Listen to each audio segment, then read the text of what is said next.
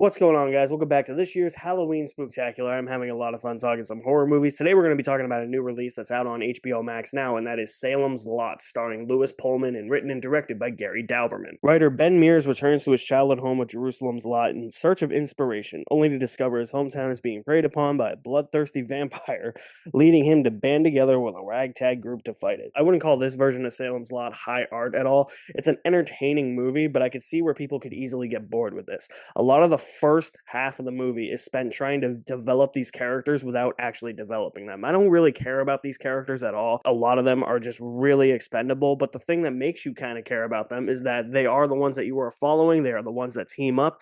They are the ones that are trying to take down this bloodthirsty vampire and him turning everybody in this town into a vampire. So you are on their side, but it's hard to latch on to these characters since they are really underdeveloped. It's not going to blow you away or anything. I mean, there could be some things in this movie that make book purists mad, that make non-book purists mad, because when you're adapting a book, a game, whatever it may be, you have to take artistic liberties and change some things around. From what I've heard, I haven't read the book, but from what I've heard is that this movie does follow the book to a T, at least mostly. It doesn't really change all that much around. A few things are changed around, but if you are a book purist and you don't like those changes, you probably won't like this movie. If you're a non-book purist, I don't think you really like this movie either, because you might find it a tad dull and slow. But for me, I found it to be entertaining, especially in that last chunk of the movie. I would say the last 20 to 30 minutes of the movie when the vampire action happens. The main vampire doesn't look like anything you've never seen before. He actually looks like Count Orlok from Nosferatu. There's so many vampire designs. Like, it's hard to make an original vampire design now. I can't really blame them for coming up with a vampire design that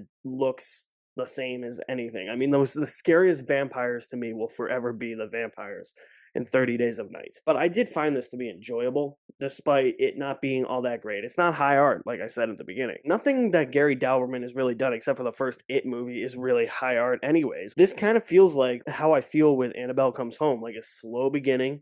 Then the last 30 to 40 minutes are when all the chaos and mayhem ensues, and there's your movie. And that's really what Salem's Lot is. But I think this is more entertaining than Annabelle Comes Home. I think it's actually more well made. There's a lot of cool camera dynamics that he uses, some zoom ins through objects and through people, and some beautiful wides, and it's shot really well. There's some really great shots in this movie, and there's one in particular that really stood out to me where there's these two kids walking through the woods. Everything looks like a silhouette except for the sunsets, and the top of the sunset kind of has this orangey green hue, and then the rest of the backdrop is this darker blue, or at least it's turning darker blue.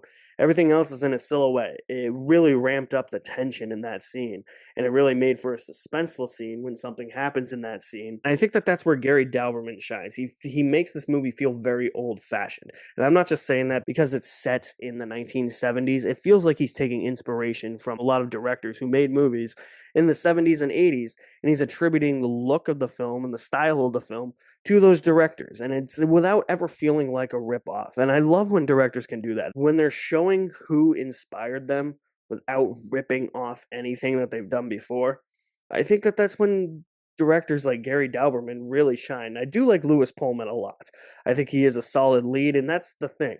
Even if the characters are underdeveloped, as I said, you're rooting for them. But also, I think Lewis Pullman just has this sort of charm to him. Even though in this movie he looks like he walked out of Walmart in the Walmart bargain bin Sam Winchester get-up, because that's what it feels like. Look, I think you'll have fun with this movie. I don't think it's going to blow you away or anything. But if you're just looking for a fun, bloodthirsty vampire flick, Salem's Lot is it.